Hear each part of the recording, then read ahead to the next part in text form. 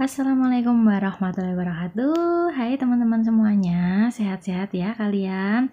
Oke, kali ini aku ingin membahas janji aku yang kemarin. Kita latihan soal dan pembahasan untuk P3K tahun 2023 bagi teman-teman yang daftar jabatan arsiparis. Kali ini kita bahas tentang kompetensi teknis, yaitu khusus tentang soal-soal pengelolaan arsip statis. Apa aja yang akan kita bahas kali ini? Yuk kita lihat untuk soal pertama, nggak usah lama-lama ya. Arsip yang dihasilkan oleh pencipta karena memiliki nilai guna kesejarahan telah habis retensinya dan berketerangan dipermanenkan yang telah diverifikasi secara langsung maupun tidak langsung oleh Arsip Nasional Republik Indonesia dan atau lembaga kearsipan disebut titik-titik. A. Arsip, B. Arsip dinamis, C. Arsip statis, atau D. Arsip vital. Jawaban yang tepat adalah yang C. Arsip statis. Jadi teman-teman wajib tahu ya pengertian dari arsip-arsip tersebut. Kita bahas dulu satu persatu. Arsip adalah rekaman kegiatan atau peristiwa dalam berbagai bentuk dan media sesuai dengan perkembangan teknologi informasi dan komunikasi yang dibuat dan diterima oleh lembaga negara, pemerintah daerah, lembaga pendidikan, perusahaan, organisasi politik, organisasi kemasyarakatan, dan perseorangan dalam pelaksanaan kehidupan bermasyarakat, berbangsa, dan bernegara. Kemudian yang dimaksud dengan arsip dinamis adalah arsip yang digunakan secara langsung dalam kegiatan pencipta arsip dan disimpan selama jangka waktu tertentu. Untuk arsip vital, pengertiannya adalah arsip yang keberadaannya merupakan persyaratan dasar bagi kelangsungan operasional pencipta arsip, tidak dapat diperbarui dan tidak tergantikan apabila rusak atau hilang. Boleh teman-teman pelajari Undang-Undang Nomor 43 Tahun 2009. Di situ ada pengertian semua arsip. Silahkan teman-teman download. Kemudian kita lanjut yuk soal nomor 2. Akuisisi adalah program titik-titik. A. Mengidentifikasi arsip dengan cara survei. B. Memperoleh arsip dari berbagai sumber. C. Memindahkan arsip dari unit arsip. D. Mengolah arsip dengan cara membuat suatu deskripsi. Jawaban yang tepat adalah yang B. Memperoleh arsip dari berbagai sumber.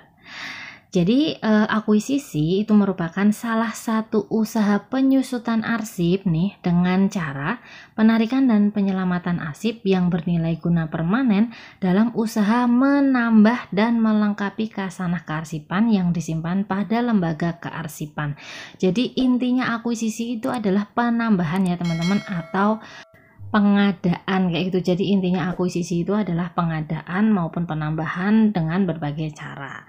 Itu kalau untuk A, mengidentifikasi arsip dengan cara survei, bukan, karena itu identifikasi.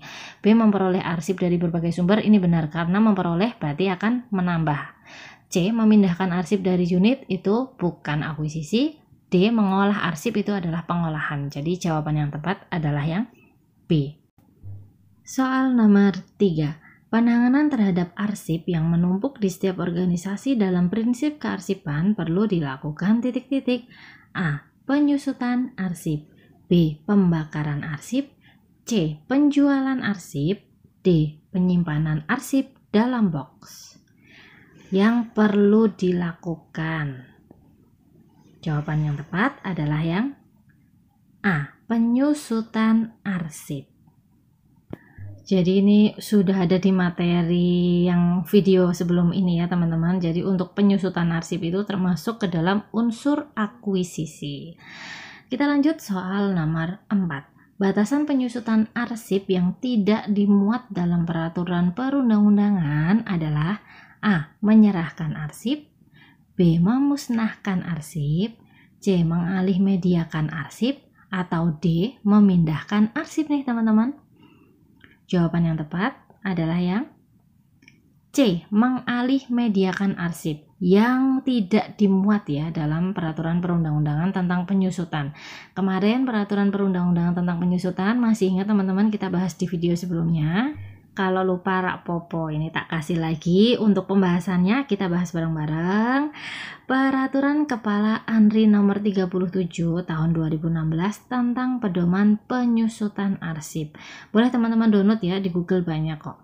Untuk peraturan tentang pedoman penyusutan arsip itu yang dibahas adalah di bab 2 tentang pemindahan arsip, itu ada pasal 5 dan pasal 6. Bab 3 membahas pemusnahan arsip pada pasal 7, 8, dan 9. Kemudian di bab 4 itu penyerahan arsip statis pasal 10, 11, dan 12. Jadi yang tidak ada dalam peraturan perundang-undangan itu adalah tentang mengalihmediakan arsip. Itu di peraturan perundang-undangan tidak ada ya teman-teman. Oke, kita lanjut ke soal berikutnya, adalah soal nomor 5. Hal-hal yang harus diketahui dalam membuat kebijakan akuisisi adalah sebagai berikut, kecuali titik-titik. Ingat soalnya, kecuali nih teman-teman. A. Materi dan informasi arsipnya. B. Peralatan fisik. C. Petugas dan karyawan yang profesional. D. Masa istirahat. Nah, kecuali ya teman-teman. Jawaban yang tepat adalah yang mana nih? Oke, jawabannya adalah yang D. Masa istirahat. Jadi dalam membuat suatu kebijakan akuisisi itu pasti dibutuhkan satu, materi dan informasi arsipnya. Yang kedua, peralatan pasti itu dibutuhkan ya teman-teman untuk membuat suatu kebijakan.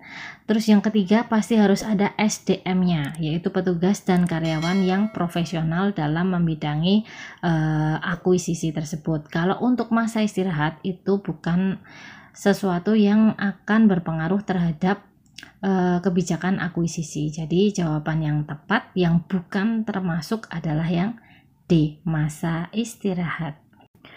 Oke, lanjut soal nomor 6. Tujuan akuisisi adalah untuk titik-titik. A. Memberikan pedoman dalam penilaian. B. Alat dalam penilaian. C. Efisiensi. D. Penyelamatan arsip yang bernilai guna permanen. Tujuan akuisisi arsip ya teman-teman adalah untuk yang jawabannya yang mana nih? Untuk jawaban yang tepat adalah yang D. Penyelamatan arsip yang bernilai guna permanen. Mari kita bahas. Untuk tujuan akuisisi adalah untuk 1. Penyelamatan arsip yang bernilai guna permanen. 2. Penambahan khasanah kearsipan statis sebagai memori kolektif bangsa. 3. Menyajikan arsip untuk kepentingan pengguna secara lengkap dan akurat. Kita lanjut soal nomor 7. Berikut ini cara akuisisi yang dapat dilakukan dalam pengelolaan arsip statis kecuali titik-titik. A. Hibah. B. Transfer.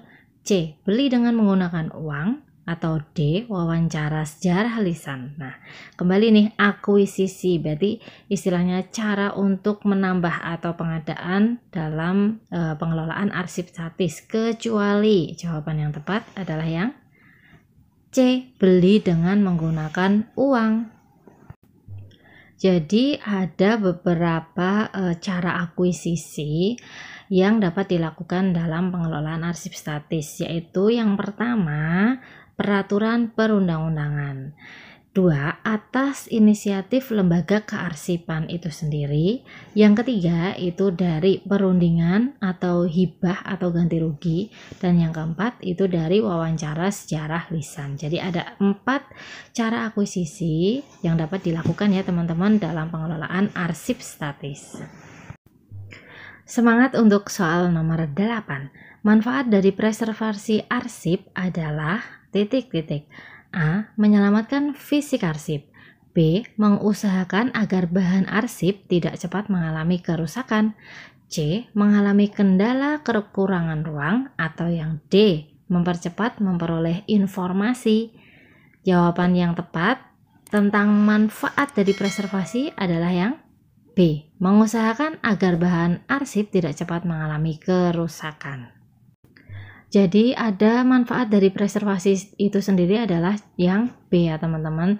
Untuk yang menyelamatkan fisik arsip, mengatasi kendala kekurangan ruang, mempercepat memperoleh informasi itu merupakan tujuan dari preservasi arsip. Jadi itu tujuan. Kalau manfaatnya adalah yang B. Lanjut soal nomor 9.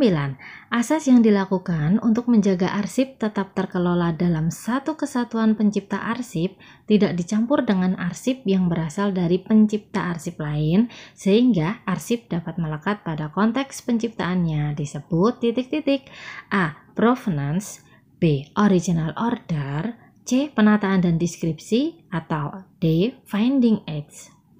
Ini kemarin udah kita bahas bareng-bareng ya teman-teman di materi. Jawabannya adalah yang A, provenance. Jadi kalau arsip itu terjaga atau terkelola dalam satu kesatuan pencipta arsip tidak dicampur dengan arsip yang berasal dari pencipta arsip lain, itu disebut asas provenance gitu ya. Oke, semangat soal terakhir nih, soal 10. Di bawah ini arsip yang belum dapat dipublikasikan kepada masyarakat umum yaitu titik-titik. A. Arsip dalam keadaan rusak. B. Arsip surat keputusan. C. Arsip yang berkaitan dengan masalah SARA, atau D. Arsip yang berkaitan dengan masalah perbatasan atau sengketa antar negara nih. Nah, yang belum dapat dipublikasikan tolong digarisbawahi ya teman-teman. Jawabannya adalah yang B. Arsip surat keputusan. Jadi ada beberapa arsip yang boleh atau sudah dapat dipublikasikan atau dibuka sediakan seperti materi kemarin. Itu ada beberapa arsip yang juga belum dapat dipublikasikan atau dibuka sediakan. Nah, untuk arsip surat keputusan itu adalah arsip yang sudah siap dipublikasikan. Untuk yang A, C, dan D itu belum dibuka sediakan atau dipublikasikan ya teman-teman. Silahkan teman-teman pelajarin, boleh download dari Perka Anri atau boleh download dari materi mana aja yang teman-teman dapat. Silahkan pelajari, belajar lebih awal lebih baik teman-teman, karena untuk soal P3K itu lebih banyak ke kompetensi teknisnya, beda dengan CPNS ya teman-teman. Semangat belajar, semoga kalian sehat selalu, dan jangan lupa nih yang belum klik tombol subscribe dari tadi padahal udah nyimak, silahkan klik dulu tombol subscribe-nya, boleh like, boleh juga komen, silahkan, insya Allah nanti akan aku balas. Silahkan follow juga Instagram aku di Yvonne Margiati. DM kalau misalnya izin atau malu komen di YouTube, boleh DM di Instagram di Yvonne Margiati ya. Terima kasih udah melihat video aku sampai selesai. Assalamualaikum warahmatullahi wabarakatuh.